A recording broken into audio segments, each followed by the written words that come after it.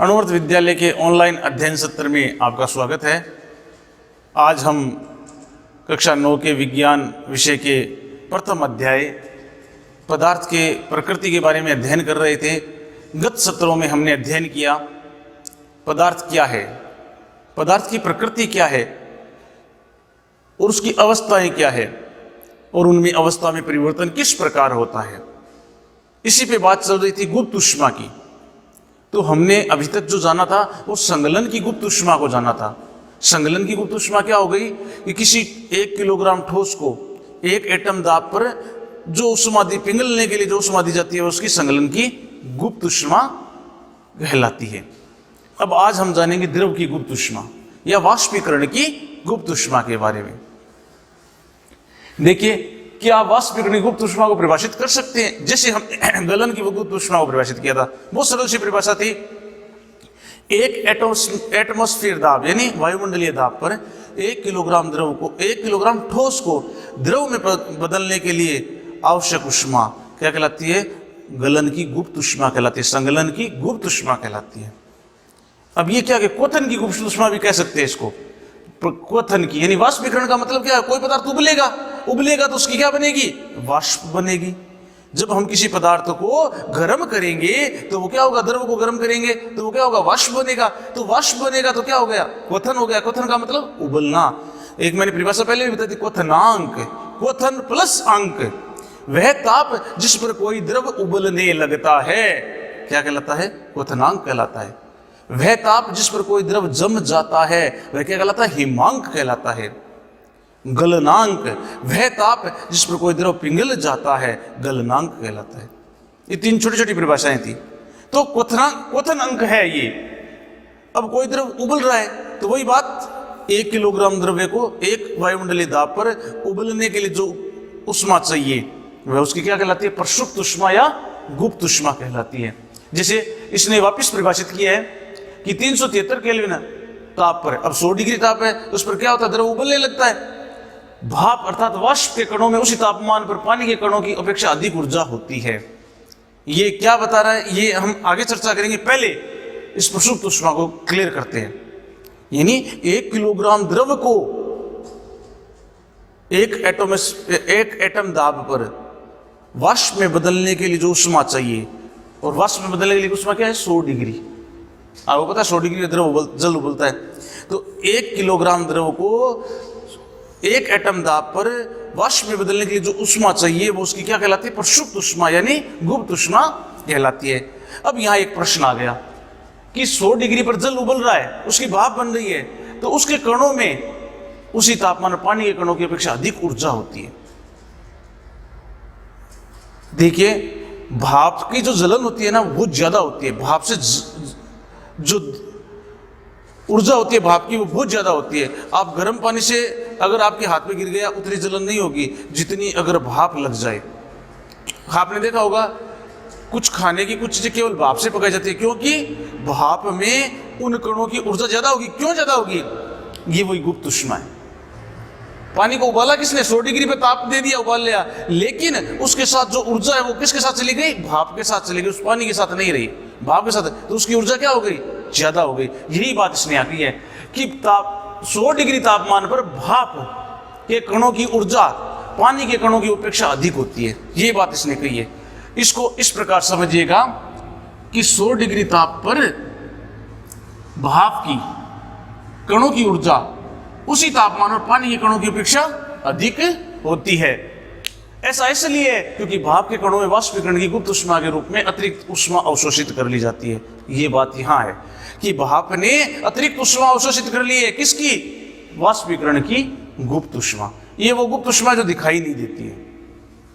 इस प्रकार देख सकते हैं, ठोस को ऊष्मा मिली, द्रव अवस्था में बदला। शीतलता मिली, ठोस में बदल गया द्रव। द्रव को ऊष्मा मिली गैस अवस्था में, गैस को शीतलता मिली द्रव अवस्था में। इस प्रकार इनका अवस्था परिवर्तन चलता रहता है। ऐसे अभिक्रिया क्या कहलाती है? उत्क्रमणीय अभिक्रिया, जो दोनों दिशाओं में चलती है। अब इससे आगे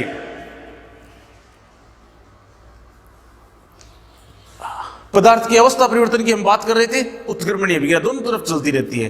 तो यहां पे एक अवस्था परिवर्तन की ही बात करते हैं। जैसे हम ये कह सकते हैं कि तापमान बदलकर एक पदार्थ को एक अवस्था से दूसरी अवस्था में बदला जा सकता है। अभी हमने पढ़ा था ना, ठोस को द्रव, द्रव को गैस, गैस से वापस द्रव या वापस ठोस। तो ताप बदलकर, तापमान में परिवर्तन कर कर हम अवस्था परिवर्तन कर सकते हैं। और यह अवस्था परिवर्तन किस प्रकार हो सकता है? ठोस का द्रव में भी हो सकता है, द्रव का गैस में भी हो सकता है, गैस का सीधे ठोस में भी हो सकता है, ठोस का सीधे गैस में भी हो सकता है। जैसे तवा है, तवे को हमने गैस पे रखा, गर्म किया, उसमें पानी डाला, कुछ समय बाद पानी गायब। क्यों? द्रव था, किस में बदल गया? वाष्प में बदल गया। ऐसे ही गर्म करने पर पदार्थ की अवस्था बदल जाती है। गर्म होने पर ये ठोस से द्रव और द्रव से गैस बन जाते हैं। लेकिन कुछ ऐसे पदार्थ भी होते हैं जो द्रव अवस्था में परिवर्तित हुए बिना ठोस अवस्था से सीधे गैस में और वापस ठोस में बदल जाते हैं। अब पदार्थ का यह गुण क्या कहलाता है? ऊर्ध्वपातन। इसमें एक अमोनियम क्लोराइड का उदाहरण दे रखा है। ऊर्ध्वपातन किसे कहते हैं? वापिस से गौर से सुनिएगा परिभाषा। वह क्रिया जिसमें ठोस गर्म करने पर ठोस सीधे द्रव में और द्रव से सीधे ठोस में, वह क्रिया जिसमें गर्म करने पर ठोस सीधे गैस में और गैस से सीधे पुनः ठोस में बदल जाते हैं, यह क्रिया क्या कहलाती है? ऊर्ध्वपातन कहलाती है। इसमें भी दो परिभाषाएं हैं। एक निक्षेप भी होगा, अगर गैस से सीधा ठोस में बदलेगा तो उस क्रिया को क्या कहेंगे? निक्षेपण कहेंगे। उसमें आगे चर्चा करेंगे। पहले आप ऊर्ध्वपातन की परिभाषा को समझिए। ऊर्ध्वपातन क्या है? वह क्रिया जिसमें ठोस को गर्म करने पर ठोस सीधे किस में बदल जाते हैं? गैस में। उसको ठंडा करने पर पुनः ठोस में बदल जाते हैं। अर्थात इस क्रिया को क्या कहते हैं? ऊर्ध्वपातन कहते हैं। वह क्रिया जिसमें ठोस को गर्म करने पर सीधे गैस अवस्था में और गैस से सीधे पुनः ठोस अवस्था में बदलते हैं, यह क्रिया क्या कहलाती है? ऊर्ध्वपातन कहलाती है। अमोनियम क्लोराइड इसका उदाहरण है। देखिए, अमोनियम क्लोराइड को गर्म किया, ऊपर रुई की डाट लगाई हुई है और उल्टी कीप लगाई हुई है, तो गर्म करने पर यह सीधा किस में बदल गया? गैस अवस्था में बदल गया। ठंडा होने पर वापिस क्या? यहाँ निक्षेप के रूप में, ठोस के रूप में बदल गया। चलिए अब इससे आगे जानते हैं कि द्रव अवस्था में परिवर्तित हुए बिना, अब देखिए इसमें एक नई चीज और जोड़ दी गई। द्रव अवस्था में बदले बिना ठोस से सीधे गैस में बदलने की प्रक्रिया को ऊर्ध्वपातन कहते हैं। इसने और सरल तरीके से बता दिया। मैंने आपको दो स्टेप अलग बताए। क्या बताए? कि गर्म करने पर ठोस से सीधे गैस और गैस से सीधे ठोस में बदलता है, ऐसी क्रिया क्या कहलाती है? ऊर्ध्वपातन। इसने बीच में एक नाम और जोड़ दिया, द्रव अवस्था में बदले बिना। द्रव अवस्था तो उसमें भी बीच में कहीं नहीं है, तो द्रव अवस्था में बदले बिना ठोस अवस्था से सीधे गैस में बदलने की प्रक्रिया को क्या कहते हैं? ऊर्ध्वपातन। वह प्रक्रिया जिसमें द्रव अवस्था में बदले बिना सीधे ठोस से गैस में बदलता है कोई पदार्थ, तो क्या कहते हैं? ऊर्ध्वपातन। और गैस से सीधे ठोस बनने की प्रक्रिया को क्या कहते हैं? निक्षेपण। मैंने कहा था दो परिभाषाएं हैं, ये आगे निक्षेप। आपने देखा होगा दीपावली की रात्रि को हमारे घरों में दिया जगाते हैं तेल का बहुत बड़ा, और उसके ऊपर छलनी रख देते हैं। रखते हैं कि नहीं रखते हैं? उसमें देखिए सुबह जब उठा के देखते तो काजल बना हुआ होता है। अब पदार्थ क्या है? द्रव है, तेल द्रव है। जब वह जलेगा तो किस में बदल रहा है? ठोस में, काजल में बदल रहा है। और वह क्या है? निक्षेप है, निक्षेपण है, उस पर निक्षेप हो जाता है। इस प्रकार हमने अवस्था परिवर्तन को जाना। यह था ताप का अवस्था परिवर्तन। क्या ताप देने पर, ताप परिवर्तन करने पर अवस्था परिवर्तन किस प्रकार होता है? अब है दाब परिवर्तन का प्रभाव। दाब परिवर्तन से किस प्रकार अवस्था परिवर्तन होता है?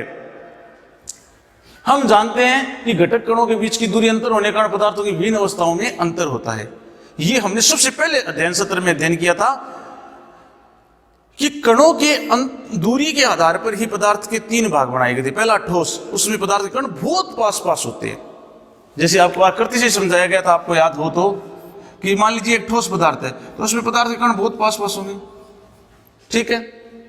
अगर ये गैस है तो कण क्या होंगे? दूर होंगे। और अगर ये द्रव है तो इसके कण दूर होंगे, और गैस है तो बहुत दूर होंगे। गैस है तो बहुत दूर है। इसके आधार पदार्थ की तीन अवस्थाएं बांटी गई थी, तो उनका दाब का क्या प्रभाव होगा उन पे, आज इस विषय पे चर्चा करते हैं। किसी सिलेंडर में भरी गैस पर दाब लगाने व संपीड़ित करने पर क्या होगा? आपने गैस का नाम सुना था, हमने बात की थी CNG, compressed natural gas.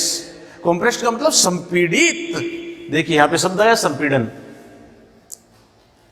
Cylinder में भरी गैस पर दाब लगाने व संपीड़ित करने पर क्या होगा? तो ये एक संपीड़ित गैस होती है, कहाँ है? नेचुरल गैस कुओं से निकलती है, नीचे जमीन के पेट्रोलियम कुओं से। इसको संपीड़ित करके सिलेंडरों में भरा जाता है। एक हमने गैस पड़ी थी हमारे घरों में, एलपीजी, लिक्विफाइड पेट्रोलियम गैस, जो हमारे घरों में सिलेंडरों में आती है। तो जैसे गैस तो द्रव अवस्था में तो बहुत गैसीय अवस्था में तो बहुत लंबा चौड़ा इसका आयतन होता है। इसे दबाकर किसमें भरा जाता है? सिलेंडरों में भरा जाता है। और भरा जाता है तो अधिक दाब देने पर यह किसमें बदल जाती है? द्रव में बदल जाती है। और जैसे जैसे उपयोग में आती है ये किसमें बदल जाती है? गैस में बदल जाती है। यही इसमें बताया गया है। क्या इसके कणों के बीच की दूरी कम हो जाएगी? कणों के बीच की दूरी कम होगी। जितना हम दबाव लगाएंगे कणों की दूरी कम होने लगती है। क्या आपको लगता है कि दाब बढ़ाने और घटाने से पदार्थ की अवस्था में परिवर्तन होता है? बिल्कुल होता है। अगर हम किसी गैस पर दाब लगाएंगे तो वह एक निश्चित अंतराल, निश्चित दाब पर किसमें बदल जाएगी? द्रव में। जैसे इसमें उदाहरण दिखाया गया है, पिस्टन दबाया, सिलेंडर है, इस सिलेंडर में पिस्टन दबाया, गैस थी, दबाया और लास्ट में दबाने पर यह बहुत छोटे से एरिया में एकत्र हो गई है, ये द्रव में भी बदल जाती है। तो अवस्था परिवर्तन दाब परिवर्तन करने पर भी होता है। इससे आपने देखा होगा दाब के बढ़ने और तापमान घटने से गैस द्रव में बदल सकती है।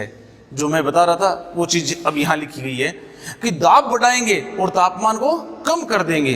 दाब बढ़ाएंगे, तापमान को कम कर देंगे तो गैस किस में बदल सकती है? द्रव में बदल सकती है। क्या आपने ठोस CO2 के बारे में सुना है, जिसको शुष्क बर्फ कहते हैं? शुष्क बर्फ। आपने तो अभी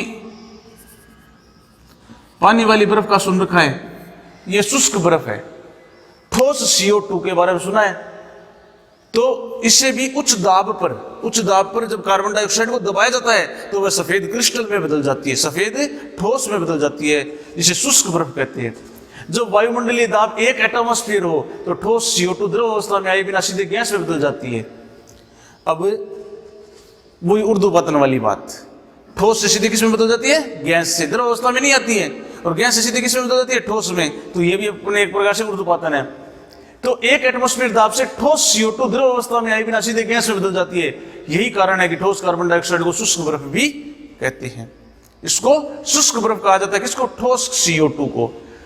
यह अत्यधिक दाब पर गैसीय अवस्था से सीधे किसमें बदल जाती है? ठोस अवस्था में बदल जाती है।